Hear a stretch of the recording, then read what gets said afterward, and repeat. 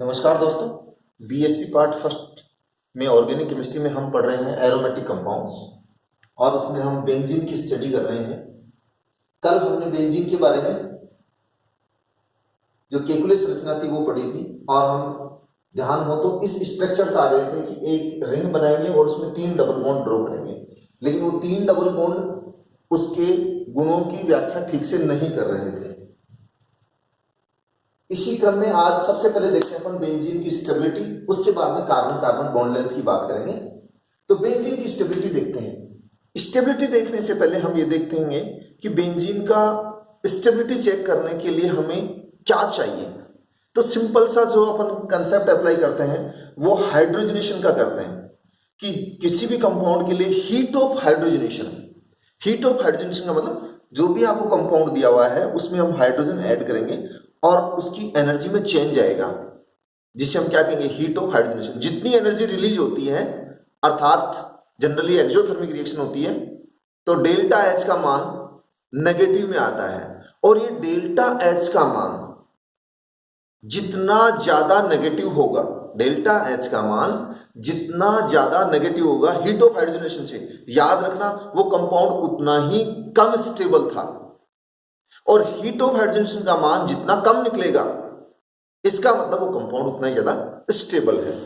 तो हमारे पास जो बेंजीन है उसमें हम चेक करेंगे जो स्टेबिलिटी और डेल्टा एच। मैंने अभी आपको कहा कि इसका मान जितना कम होगा, इसका डेल्टा एच का, तो वो चीज उतनी ज्यादा क्या मिलेगी अपने को, स्टेबल। ज्यादा होगा तो कम स्टेबल होगी। तो स्टेबिलिटी और डेल्टा एच में इनवर्सली प्रोपोर्शनल का रिलेशन होता है। अभी मैं आपको कह रहा था कि हीट ऑफ हाइड्रोजन के द्वारा चेक करेंगे कि बेंजीन कितनी स्थायी है। तो सिंपल सा एक कंपाउंड ले लेते हैं पहले, साइक्लोहेक्सीन। साइक्लोहेक्सीन का जब हम हाइड्रोजनेशन करते हैं तो 1 मोल इस सब्सटेंस का लें, 1 मोल हाइड्रोजन लें और उपयुक्त कैटलिस्ट लेकर के, चाहे आप निकिल ले लीजिए चाहे आप पीटी ले लीजिए, इसकी प्रेजेंस में हाइड्रोजनेशन करवाते हैं तो हमें साइक्लोहेक्सेन मिलता है। और इस साइक्लोहेक्सेन के निर्माण में कितनी एनर्जी रिलीज हुई, -28.6 किलो कैलोरी पर मोल।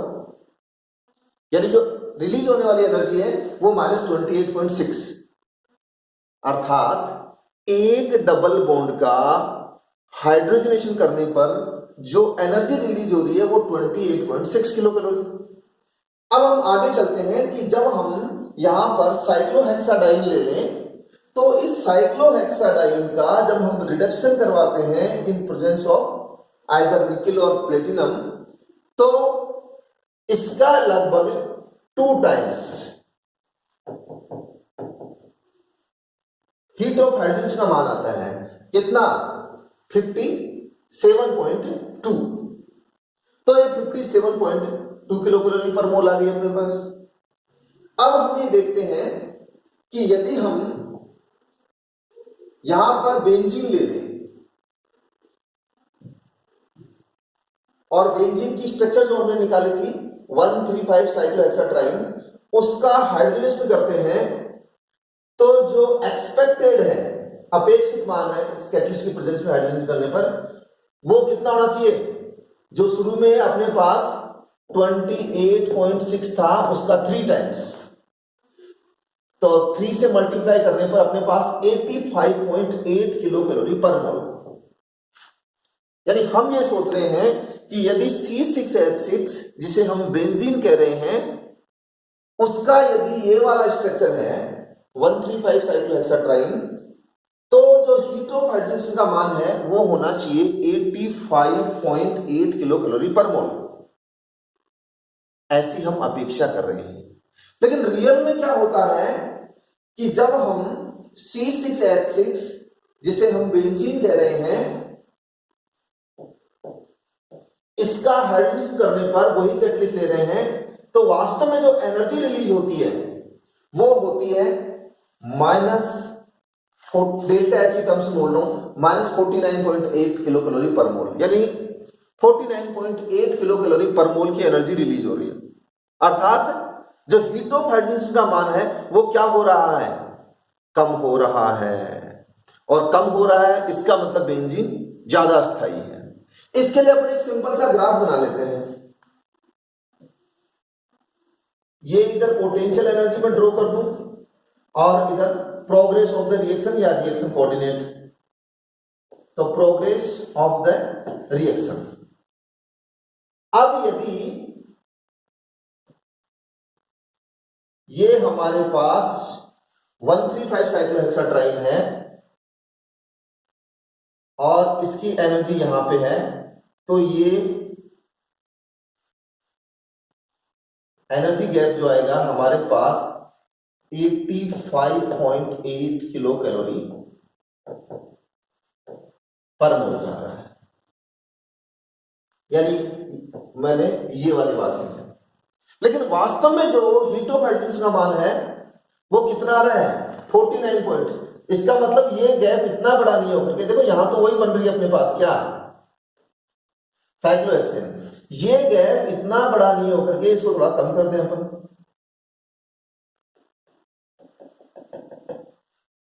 ये वाला गैप मैं बता देता हूं कितने का,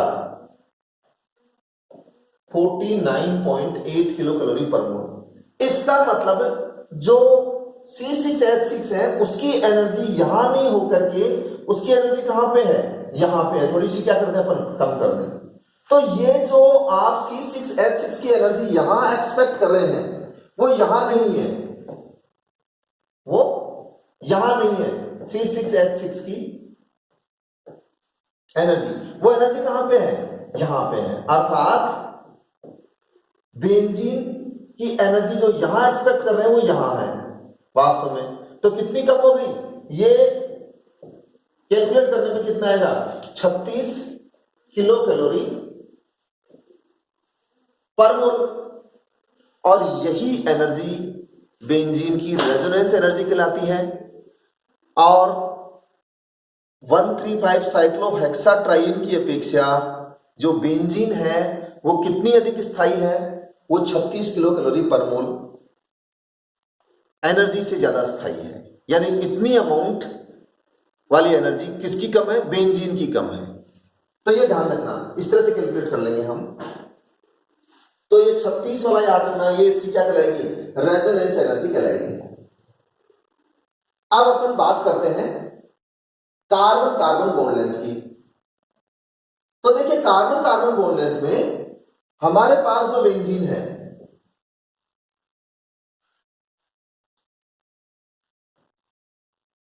इस बेंजीन में देखिए जो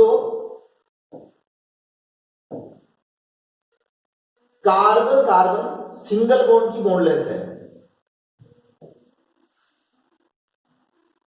कार्बन कार्बन सिंगल बॉन्ड की बॉन्ड लेंथ जो नॉर्मली हम देखते हैं कंपाउंड्स में, वो 1.54 एंगस्ट्रॉम आती है, कार्बन कार्बन सिंगल बॉन्ड की लेंथ।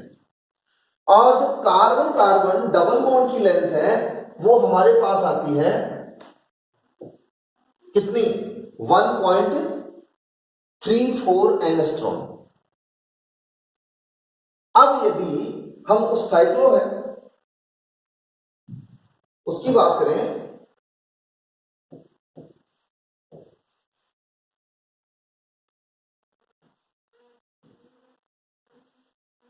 साइक्लोहेक्साट्राइन की बात करें, तो ये जो बॉन्ड लेंथ है डबल बॉन्ड वाली वो तो ये होनी चाहिए, और जो सिंगल बॉन्ड वाली बॉन्ड लेंथ है वो ये होनी चाहिए। तो सिंगल बॉन्ड की बॉन्ड लेंथ ज्यादा है और डबल बॉन्ड की बॉन्ड लेंथ कम है, ऐसी हमारी एक्सपेक्टेशन है। लेकिन जो एक्सपेरिमेंटल रिजल्ट्स हैं वो क्या कहते हैं कि इसकी सभी बॉन्ड लेंथ, हमारे पास इसकी सभी बॉन्ड लेंथ्स कितनी, 1.40 एंगस्ट्रॉम की होती हैं। यानी सारी बॉन्ड लेंथ बराबर हो गई। अर्थात बेंजीन में कार्बन कार्बन के बीच में न तो एग्जैक्ट सिंगल बॉन्ड है न एग्जैक्ट डबल बॉन्ड है। क्यों, देखो इस बॉन्ड लेंथ से तो क्या हो गई, ये कम, और इस बॉन्ड लेंथ से ज्यादा। इसका मतलब पूर्णतः डबल बॉन्ड कहीं नहीं है, पूर्णतः सिंगल बॉन्ड नहीं है, तो इन दोनों के बीच का बॉन्ड ऑर्डर है। ये कई कॉम्पिटिटिव एग्जाम से पूछा जा चुका है कि बेंजीन में कार्बन कार्बन के बीच के जो बॉन्ड्स हैं उनका बॉन्ड ऑर्डर होता है। तो आपको याद रखना है ये जो बॉन्ड ऑर्डर है यहां पर वो कभी भी 2 नहीं लिखना, कभी भी 1 नहीं लिखना, आपको लिखना है 1.5। तो बेंजीन में कार्बन कार्बन बॉन्ड ऑर्डर कितना होता है 1.5। और इस बात की पुष्टि किससे हो रही है, हमारे पास जो बॉन्ड लेंथ के एक्सपेरिमेंटल डेटा है उनसे हो रही है।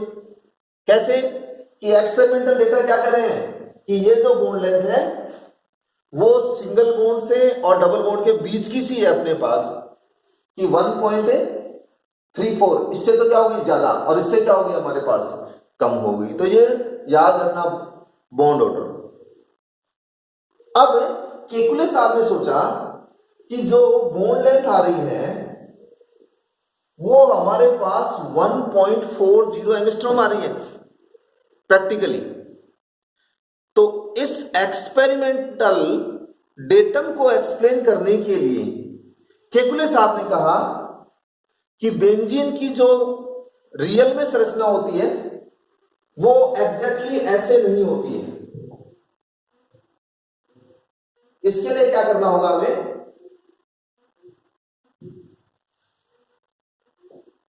जो बेंजीन की स्ट्रक्चर है वो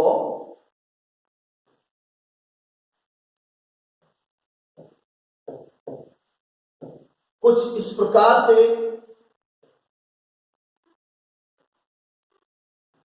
चेंज होती रहती है, यानी डबल बॉन्ड यहां भी और डबल बॉन्ड यहां भी। और इस दोनों रूपों को कहते हैं अपन केकुले स्ट्रक्चर्स। इन दोनों रूपों को क्या कहते हैं केकुले स्ट्रक्चर्स। और बेंजीन की जो टोटल संरचना है उन में इन केकुले स्ट्रक्चर्स का जो योगदान है वो 80% होता है। और ये बताया गया साथ में कि ये 3 स्ट्रक्चर और ले लीजिए आप,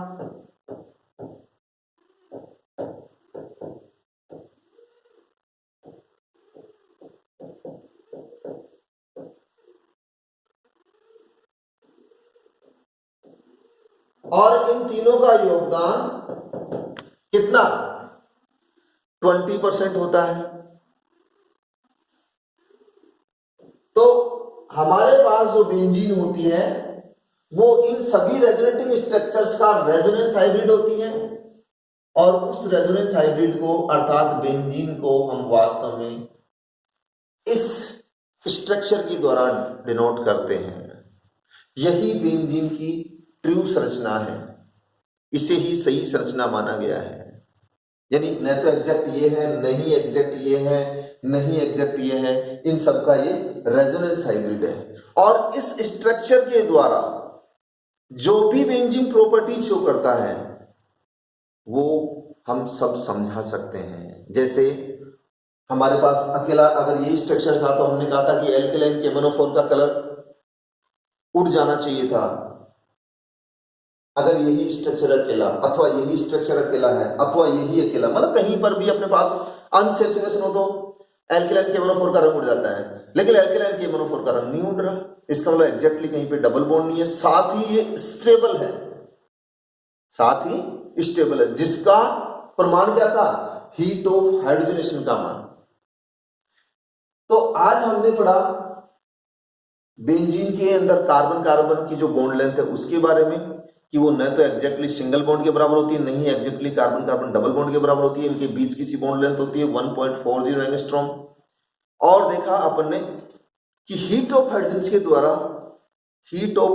के द्वारा हम बेंजीन का स्थायित्व किस प्रकार से समझा सकते हैं। जितना ज्यादा हाइड्रोजनेशन का मान होगा, याद रखना वो सिस्टम उतना ही कम स्टेबल होगा, और जितनी कम आएगी वैल्यू हीट ऑफ हाइड्रोजन्स भी, वो उतनी ही ज्यादा स्टेबिलिटी को शो करती है। आज के वीडियो में इतना ही, धन्यवाद।